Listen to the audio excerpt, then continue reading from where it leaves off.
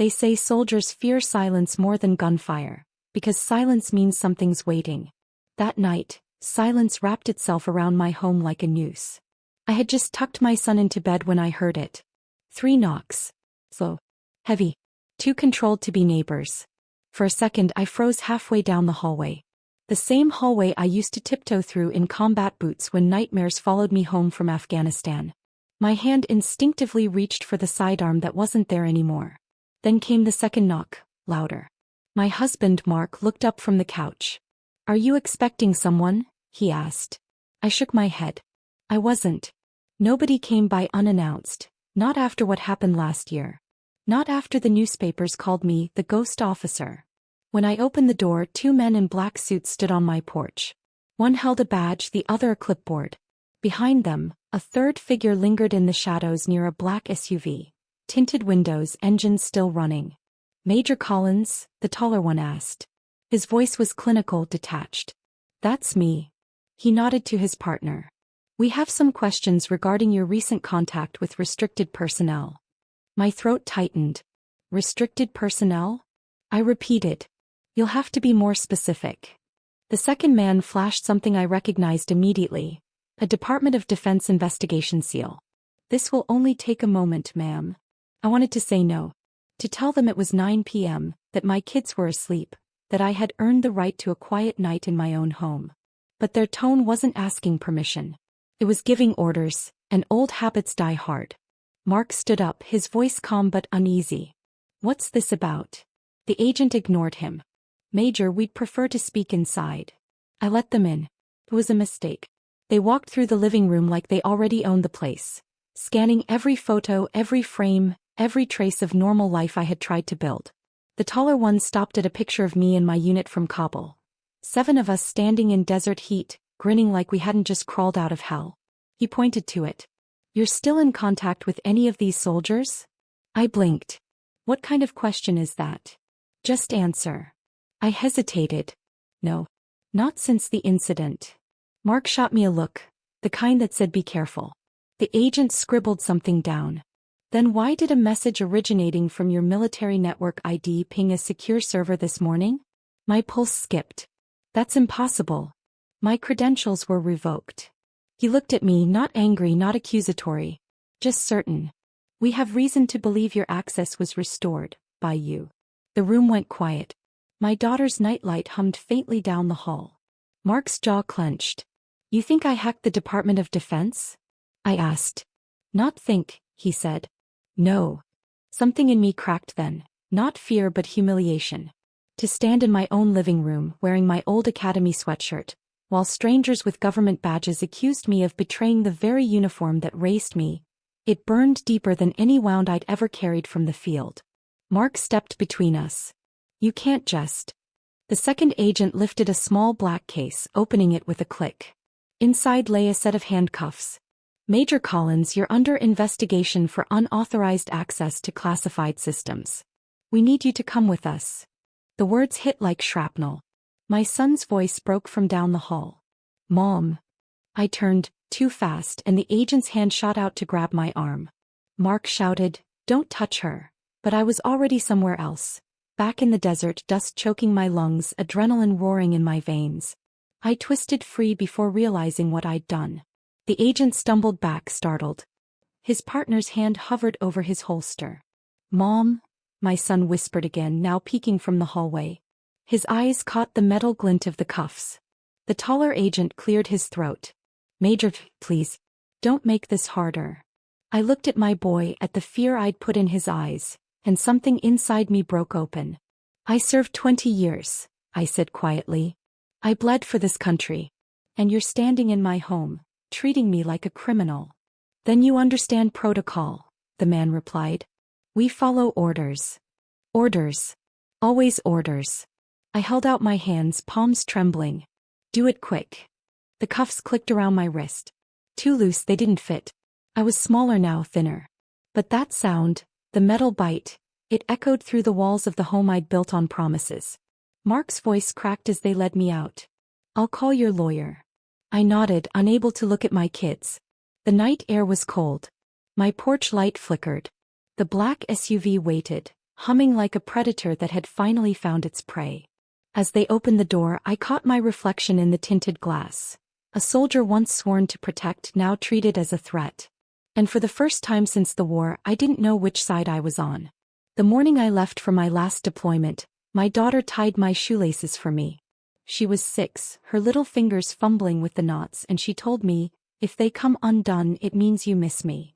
It was such a small, innocent thing. But years later, in the middle of a war zone, when I looked down and saw those laces dangling loose in the dirt, I cried. Because she was right.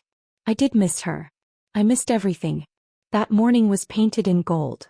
The kind of sunlight that looks too gentle for the kind of world I was walking into. Mark stood by the truck trying to look strong.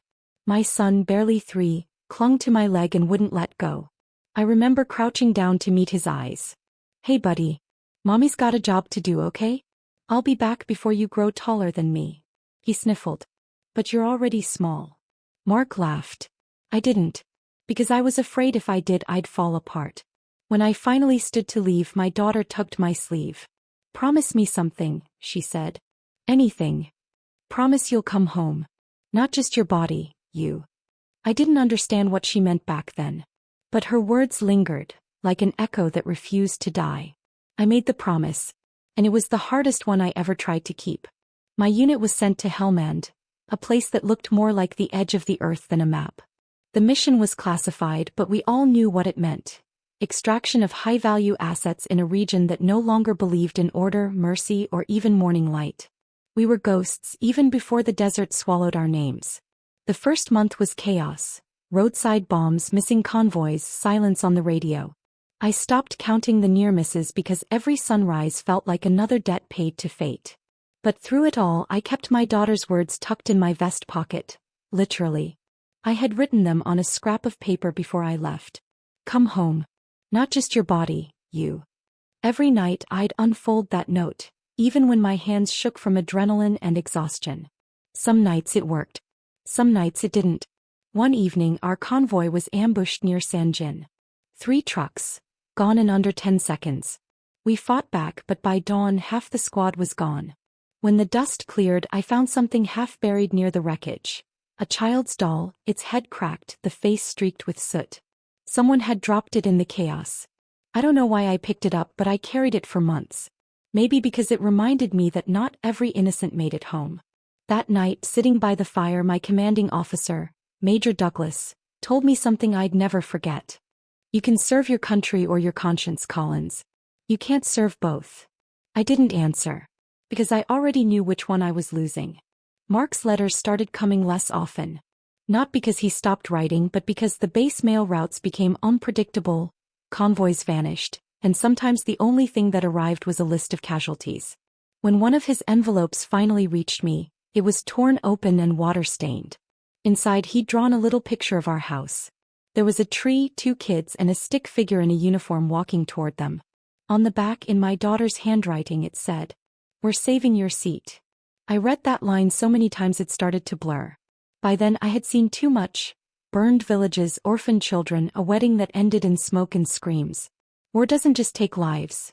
It rewires what you believe about love, loyalty, and truth. So I clung to that note. It was my thread back to humanity. Then one day everything changed.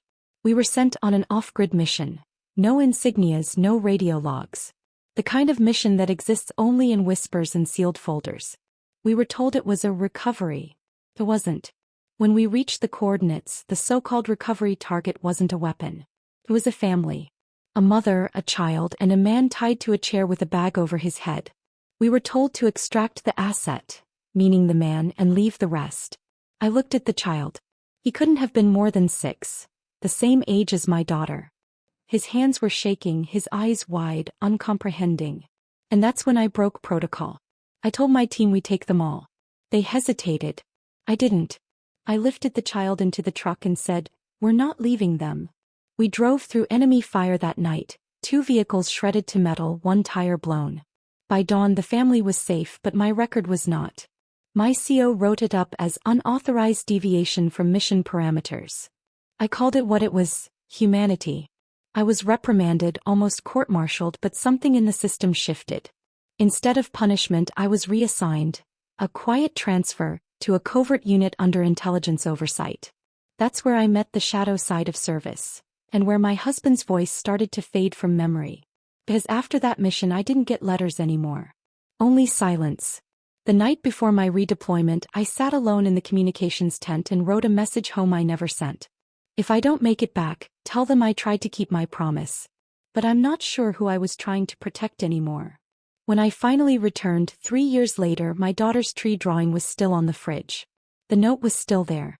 But the house didn't feel like home anymore. And though I came back with my body, I left part of me behind. They told us the operation was over. But nobody ever tells you when a war really ends. For me it didn't. When I came home, my body crossed the ocean, but my mind stayed back in the dust and static of Kabul, where orders were whispered and names were erased. I thought I'd left the mission behind. I didn't realize the mission had followed me home. The first night back I couldn't sleep. Mark had changed the curtains, the furniture, even the color of the walls, as if repainting the house could erase the years I was gone. But I still saw the desert in every shadow. Every time a car backfired down the street, I reached for a rifle that wasn't there. He tried to be patient. He'd touch my shoulder gently, whisper, "It's okay, you're safe now." But the word safe didn't mean anything to me anymore. My daughter, she was older now, almost 10. She'd gone from the little girl who tied my boots to a stranger with headphones and homework and questions I wasn't ready to answer. "Did you ever have to hurt anyone?" she asked once, her voice quiet. I froze. I wanted to tell her no. I wanted to lie. But I saw the doll on her shelf, the same kind of doll I'd pulled from the rubble in Helmand. So I just said, I did what I had to do. She didn't look at me for the rest of the night. The army called me 6 months later. Not with an offer, with a reminder. There was a file, they said, connected to my unauthorized mission. The night I'd rescued that family. The file had resurfaced. Someone had leaked internal coordinates from that op. They needed me to help verify inconsistencies. That's how they phrased it. But I knew what it meant. Once you're marked in the system, you're never really out. Mark begged me not to go. "You've done enough. Let someone else clean it up." But I couldn't. Because what if that leak got someone killed? What if it led back to the family I saved? So I agreed. And that was the beginning of the operation that never ended. The mission was off record. CIA oversight. No uniform, no insignia. We were told to move like civilians, ghosts among the living. My handler's name was Carter. He was the kind of man who smiled with his mouth but never his eyes. He told me, "You're not here as a soldier. You're here as a liability we can use." I should have walked out right there. But when you've spent half your life taking orders, silence feels like rebellion. Carter handed me a folder marked Phoenix Asset Recovery. Inside were photos of encrypted networks, dead drops, and one blurred image of a woman, the mother from Helmand. The same one I'd saved years ago. "Someone's been using her identity to move intel," Carter said. "We need to know if she's alive, or if someone's using her ghost." That's when my stomach turned. Because if her name was being used, it meant someone inside the system had turned her life into a cover story. A shadow file. Over the next year I wasn't really home. I'd tell Mark I was consulting, training recruits, teaching strategy workshops. In truth, I was back in the field. Sometimes Europe, sometimes the border zones, sometimes cities so quiet you could hear your own guilt breathing. Each time I told myself it would be the last. Each time I came home more hollow. My kids started to tiptoe around me. My daughter's laughter stopped sounding like sunlight. It sounded like noise I couldn't stand. Mark and I fought about everything. School schedules, dishes, the way I'd sit at the kitchen table scanning news reports like they were mission briefings. "Even here," he said once, "you're still over there." He was right. Because the operation didn't stay in Afghanistan. It had set up camp in my living room. Then came the night that proved it. I was going through Carter's latest drop. Encrypted emails, coded phrases, when I found something that didn't belong. A photo of my daughter. It was taken from across the street. At her school. The timestamp was from 2 days earlier. For a second I couldn't breathe. My hands shook so violently I dropped the laptop. I called Carter immediately. "What the hell is this?" He was quiet for a beat. Then he said, "That's why we need you back on active clearance." "Did you do this?" I demanded. "No," he said. "But someone knows you did something years ago you weren't supposed to, and they're reminding you of it." "Why send me her photo?" "To make sure you keep cooperating." That's when I realized something horrifying. I hadn't been helping an investigation. I was the investigation. They weren't tracking terrorists. They were tracking me. I tried to pull away after that. Told Carter I was done. He smiled like a teacher humoring a child. You don't just leave, Major. You're still government property. I sat on the couch with the file spread across the coffee table, the words swimming before my eyes. Every instinct in me screamed to burn it, to destroy every trace of what I'd seen. But then a single line caught my attention. Subject was involved in the Phoenix extraction without full authorization. Civilian survivors remain unaccounted for. Containment required. Civilian survivors. That meant the family I'd rescued, the ones I broke protocol for, were still alive. And if they were alive, someone was still hunting them. Or worse, using them. At dawn, I drove to the one place I swore I'd never return. The federal annex downtown. The same gray walls, the same flag, the same cold security desk. The guard didn't recognize me. He didn't have to. I'm here to see Director Carter, I said, sliding my old clearance card under the glass. He hesitated, then made a call. 5 minutes later, 2 men in suits escorted me through the metal doors and down a hallway that felt narrower than I remembered. Carter was waiting in his office, the blinds half closed, his desk too clean. Major, he said without looking up. You shouldn't have come here. I dropped the envelope in front of him. You want to explain this? He didn't flinch. Just opened the folder, glanced through and said quietly, you weren't supposed to see this. No kidding, I snapped. What is this? Some kind of threat. He leaned back. Insurance. My blood ran cold. Insurance for who? For you. For us. For everyone involved. He pushed the file back toward me. You think this is about punishment? No. It's about protection. We can't have assets like you walking around unmonitored, carrying ghosts from missions that were never supposed to exist. Assets. I hissed. I'm not your property. He gave a humorless smile. No. But you were never just a soldier either. I stood up. You're trying to rewrite my life. Erase everything I fought for. He finally looked me in the eye. Because if we don't, they'll do worse. Who? I demanded. He hesitated just for a second, then said, the people funding Phoenix. They've reactivated it. And you're a liability now. The air left my lungs. All those missions you thought were over? They weren't shut down, just privatized. The same intel, the same targets, only now no oversight. And they're using your old field data to clean house. I gripped the edge of his desk. You're saying my family's in danger because of you? He nodded. Because of us. Then he slid me a small drive, unmarked, silver. This contains everything I couldn't delete. Coordinates, logs, and one name you'll recognize. I stared at it. Why are you giving this to me? Because, he said softly, if I don't, someone will come for me next. I left the building without looking back. When I got home, Mark was pacing the living room. He'd been calling me for hours. Where were you? He asked. Getting answers. He looked at the file in my hand. Did you find them? I hesitated, then plugged the drive into my laptop. A folder appeared, encrypted. I entered my old unit code and it unlocked. Video files. Photos. Maps. And one audio recording labeled simply, Home Visit. I pressed play. A familiar voice came through the speakers. Male, steady, calm. Subject secured. Surveillance assets in place. Civilian awareness minimal. Initiating phase 2. Containment. Then another voice. My own. Crying. Gasping. I have kids in this house. You can't.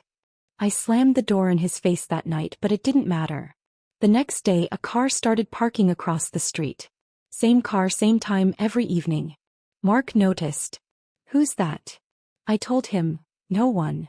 But I didn't believe it myself. The operation had ended years ago. Officially. But now it lived inside my walls, in the eyes of my children, in the hum of the streetlight outside my window. And the promise I once made, to protect my family, had started to rot into something darker. Because every time I checked the locks, every time I peeked through the blinds, I wasn't protecting them anymore. I was watching them. By the time I started noticing the shadows, it was already too late. They weren't the kind you see, not the kind cast by sunlight or headlights. These were quieter. Human-shaped silences that followed me down grocery aisles. A face too familiar in the rearview mirror. A van parked 1 block away, every morning, every evening, but never the same driver twice. I told myself it was paranoia. That the war had rewired my brain to see danger in every reflection. But then one night I caught one of those reflections, and it blinked back. It was just after midnight. Mark had gone to bed and the house was dark except for the faint glow of the baby monitor. My son still had trouble sleeping even though he was too old for it now. I stood in the kitchen, pouring water into a glass when something flickered in the window. At first I thought it was headlights. But headlights don't move like that. I walked closer, the tile cold beneath my feet, and stared out into the yard. There it was, a shadow long and deliberate moving across the fence line. No sound. No breeze. Just the shape of someone who wasn't supposed to be there. I didn't scream. Old instincts kicked in before fear could. I killed the kitchen light and reached for the drawer where I kept the small handgun I swore I'd never need again. Through the darkness I moved to the back door. Slow, quiet, controlled. Every muscle remembered training it had no right to remember anymore. The shadow stopped. Then turned. For a heartbeat I saw its face. A man. Clean cut. Civilian clothes. But the way he stood, the stance, the alert stillness, he was trained. And when our eyes met through the glass he smiled. Then he pointed, not at me but at the second-floor window where my daughter slept. And disappeared into the night. The next morning I told Mark everything. He didn't believe me, not at first. Maybe it was a neighbor, he said. Or a delivery guy. But when I told him about the smile, that smile, his voice changed. He checked every lock in the house, every corner, every camera. And that's when we found it. One of the outdoor security feeds had been looped. The same 30 seconds replayed over and over, perfectly seamless. Someone had tampered with our system. Someone who knew exactly what they were doing. I called Carter. He answered on the first ring. You said you were done, he said. Yet here we are. Someone's watching my family, I told him. You people started this. You're going to tell me who they are. There was a pause, then a sigh. You shouldn't have brought your work home, Major. I froze. What do you mean? He didn't answer directly. Do you remember Operation Phoenix? Of course I remembered. That was the mission. The one they said ended years ago, the one that was supposed to be erased. Carter continued, we weren't the only ones running it. You weren't the only soldier who disobeyed orders that night. My chest tightened. What are you saying? I'm saying, he said, the family you saved wasn't the only one.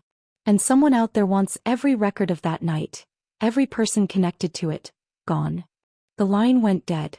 That night I dreamed of the desert again. The smell of smoke, the child's doll, the girl who screamed for her father as we drove away. When I woke I could still hear her voice. Only this time it wasn't a dream. My daughter was calling for me from her room. Mom, she whispered. There's someone outside. I ran faster than I'd moved in years. But when I burst into her room and looked out the window, there was nothing there. Just an empty street and a slow fading echo of footsteps. She clutched her blanket. I saw a man with a phone. He took a picture. I didn't tell her I'd seen the same man. I just told her to go back to sleep, and stood watch by her door until dawn. Mark wanted to call the police. I told him not to. How can you still protect these people? He asked, furious. After everything they've done to you? I couldn't explain it, not fully. But I knew what would happen if I went to the police. They'd pull up my records, my clearances, my file that wasn't supposed to exist. And once they did, this wouldn't be about safety. It would be about containment. I'd seen what happened to people who knew too much. 2 days later, a package arrived at our doorstep. No return address. No markings. Just my name in black ink. Inside was a flash drive. And a note that read, "You should have stayed gone." I plugged it in knowing it was a mistake, but I couldn't not. The drive contained one video file. Grainy surveillance footage, time-stamped from 3 nights ago. It showed me standing in my daughter's room staring out the window. But the angle wasn't from the hallway. It was from inside the room. Someone had been there. Someone had filmed me right under my own roof. That's when the realization hit like a bullet. This wasn't about espionage or classified leaks or old missions. It was about leverage. Someone wanted me scared. Distracted. They wanted me to remember what I'd done, and who I'd saved. Because the shadows weren't strangers. They were ghosts of my own choices. And they hadn't followed me home to hurt my family. They'd followed me home to remind me. The war never ended. It just changed addresses. They always said the truth would set you free. But no one ever said what it would cost first. By the time I opened the file, I already knew what I'd find. I just didn't know it would have my name on the cover. It was stamped in red, bold letters across the top. Containment. It arrived 2 days after the video. No note this time, just a plain manila envelope slipped under my door in the middle of the night. The paper smelled faintly of oil and metal like the inside of a weapons locker. I sat at the kitchen table, heart pounding, while Mark stood over my shoulder. Inside were pages, old, yellowed, partially redacted. Military memos. Field reports. And halfway through, my personnel file. But not the one I'd signed when I enlisted. This one was rewritten. According to it, I was not honorably discharged. According to it, I had been relieved of duty under psychological compromise following classified misconduct. Mark looked at me confused. "Is this true?" he asked quietly. My throat locked. Because even though it wasn't, it felt like something they'd make true if I didn't play along. Then he pointed to the last page. A printed order, signed by someone from an agency I'd never heard of. Subject to observation under Directive 7A, Containment Protocol. Beneath it, my name. And the names of my family. That night I didn't sleep. The recording cut off. Mark's face turned pale. When was that? I checked the timestamp. 3 nights ago. That was the night my daughter saw someone outside her window. They hadn't just been watching us, they'd been inside. Something in me broke then. Not the kind of break you can fix with anger or tears. The kind that turns you into something else. Colder, sharper, unrecognizable. I closed the laptop and looked at Mark. "They think they can contain me," I said quietly. "They're wrong." He reached for me, voice trembling. "What are you going to do?" I loaded my sidearm, pulled my jacket from the hook and whispered, "I'm going to finish the mission they tried to erase." As I walked out the door, I saw it again, the same black van at the end of the street. The same shadowed faces pretending not to watch. Only this time I didn't look away. I walked straight toward them. Because if they wanted containment, they were about to find out what happens when a soldier stops following orders and starts fighting for her own freedom. There's a moment every soldier knows. That split second when instinct overrides reason. When you stop thinking like a civilian and start thinking like a target. That moment hit me again the second I pulled into the safe house driveway. The curtains were drawn. No lights on. No movement. From the outside it looked secure. A rented suburban home tucked between overgrown hedges and a dying oak. But something was wrong. Too quiet. Too clean. I knew that silence. I'd lived through it before cobble burned. Mark helped the kids inside while I swept the perimeter. Old habits. Counting exits, scanning windows, tracing sightlines. Every few seconds I caught my reflection in the glass. The ghost of the woman I used to be. I told myself this was temporary. Just a place to regroup. But even as I locked the doors and checked the alarms, I could feel it. That invisible crosshair settling over us again. By midnight the kids were asleep in the back room, curled up together under a blanket. Mark stood by the table, arms crossed. His eyes were tired, that hollow kind of tired that comes from being afraid too long. "You said this place was off-grid," he whispered. "It is," I said. I checked the power, the signal, the logs. No traceable network. He didn't look convinced. "Then why do I feel like we're being watched?" I wanted to tell him he was just exhausted. But the truth was, I felt it too. I unpacked my old field kit. A compact pistol. A satellite phone I swore I'd never use again. And the encrypted drive Carter gave me, the one marked with that single word. Containment. Inside the drive's secondary folder was a GPS tracker. A blinking red dot that hadn't stopped moving since I left the agency. It was following me. The signal stopped half a mile away. Then blinked again, closer. I froze. "Mark," I said softly. "Get the kids." Quietly. We moved through the hallway in silence. Every sound, the creak of a floorboard, the whisper of wind, felt like a scream. I positioned the family behind the kitchen island and killed the lights. The red glow from the oven clock painted the room like a warning. A crunch outside. Gravel. Footsteps. 3 of them. Maybe 4. Trained. Coordinated. I motioned for silence. Through the window, a faint reflection. Men in dark gear, no insignia, rifles low and ready. Not local police. Not agency either. Something worse. The front door handle twitched. I raised my weapon and whispered, "If they get through that door, you run. Don't wait for me." Mark's voice cracked. "You're not going out there." "I already am," I said. And before he could stop me, I slipped through the side door into the dark. The air was cold and electric, that pre-storm stillness before chaos. I circled around the house, low and quiet, every muscle remembering what it had once been trained to do. The men were moving tactically, 2 toward the porch, 1 to the back, another scanning the perimeter. Whoever they were, they weren't amateurs. I waited until the one in back reached for his comms. Then I struck. A single blow to the throat, silent and fast. He went down without a sound. I dragged him behind the woodpile, checked his gear. No ID, no agency marks, but the same symbol etched on his wrist plate. A black triangle inside a circle. The same insignia that appeared in the Phoenix files. They weren't here to arrest me. They were here to erase me. I moved toward the porch just as the second man breached the lock. The door cracked open.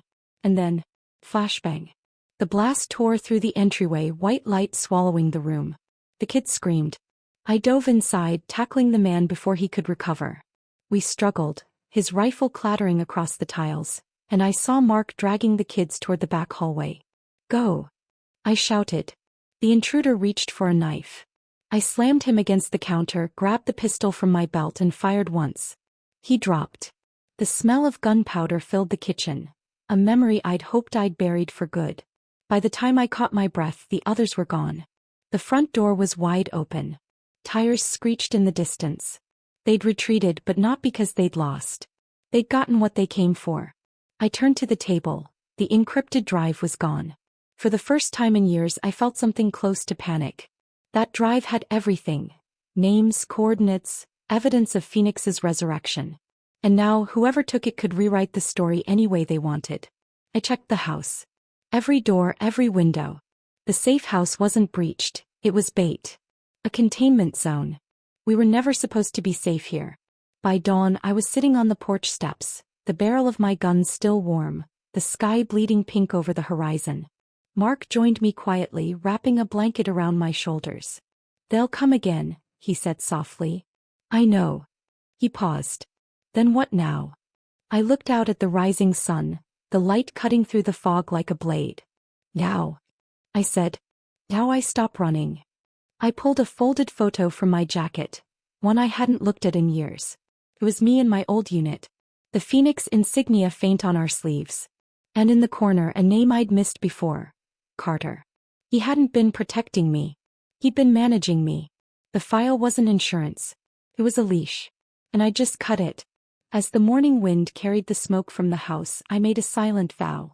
If they wanted containment, they'd have to build a cage big enough for the truth. Because the woman they tried to silence wasn't coming back. But the soldier they created was awake again. And this time she wasn't following anyone's orders. There's a sound that follows every battle. Not the gunfire, not the screams, but the silence after. The kind that sits heavy on your chest like the world itself is holding its breath. That's what I heard when it was finally over. No sirens. No shouting. Just the slow tick of a clock in a house that no longer felt like home. 3 weeks had passed since the safe house attack. We were relocated again. Smaller place, deeper woods, unmarked. The agency called it a containment reassessment. I called it what it really was, exile. The kids had stopped asking questions. Mark tried to make life seem normal, but his eyes gave him away. He was scared of what I might become next. And truthfully, so was I. Every night after everyone was asleep, I'd sit by the window with a cup of cold coffee and the same thought looping in my head. How much of my life had been built on someone else's orders? And how much was truly mine? I'd given everything to the promise, to protect my family. But in doing so, I'd become their threat, their fear, their stranger in uniform. That was the cost of loving a soldier who didn't know when to stand down. Then one morning the package came. Brown paper, no return address. I knew that handwriting, too careful, too deliberate. Carter. I almost threw it into the fire. But something in me, the part that still needed answers, stopped my hand. Inside was a single flash drive and a handwritten note. "The file is gone. But I thought you deserved the truth before the end." No signature. No instructions. Just those words before the end. I plugged it in. The video opened on a desert horizon, grainy, sun-blind, unmistakably Kabul. At first it was just static and radio chatter. Then a voice. Carter's. He was younger, commanding, calm. Target secured. Evac unit inbound. Civilian casualties confirmed. The camera panned to a child wrapped in a torn blanket clutching a photo. And then, to a body beside her. My husband's. Well, not Mark. My first husband. The one I'd buried under a classified mission report. The one Carter had told me died in an ambush. But here he was, not ambushed.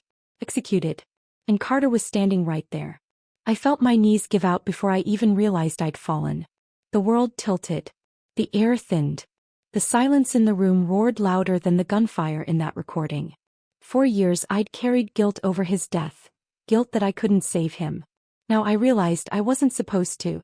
Carter didn't protect me because I was an asset. He protected me because I was a witness.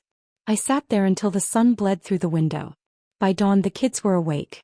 They found me still sitting on the floor, the flash drive beside me, my eyes raw from tears I didn't know I still had. Mom, my daughter whispered. Are we safe now? I looked at her, her face soft, trusting, innocent in a world that didn't deserve her. And I said the only truth I could. We are now. I meant it. Even if I didn't know what it would cost next. Later that afternoon I walked out into the woods behind the house, the flash drive in my pocket. Every tree, every branch reminded me of the silence I'd lived in too long. I dug a hole near the stream and buried it. The evidence. The lies. The ghosts. Not because I wanted to forget, but because I was done letting it define us. There's a kind of justice that doesn't make headlines. It's quiet. Unwritten. That was my justice now. That night when Mark came to bed he found me awake, watching the shadows on the ceiling. Did you find what you were looking for? He asked softly. I thought about it. The missions, the secrets, the lives stolen and saved. About Carter's final words. About the promise that had nearly destroyed me. I found peace, I said. Or something close to it. He nodded, pulled me close and whispered, that's enough. And for the first time in a long time, it was. Weeks later an envelope arrived. No sender, no return. Inside a single medal. No name, no citation. Just a small engraving on the back. For keeping a promise no one else could. I didn't know who sent it. But somehow I knew what it meant. Carter was gone. Phoenix was buried.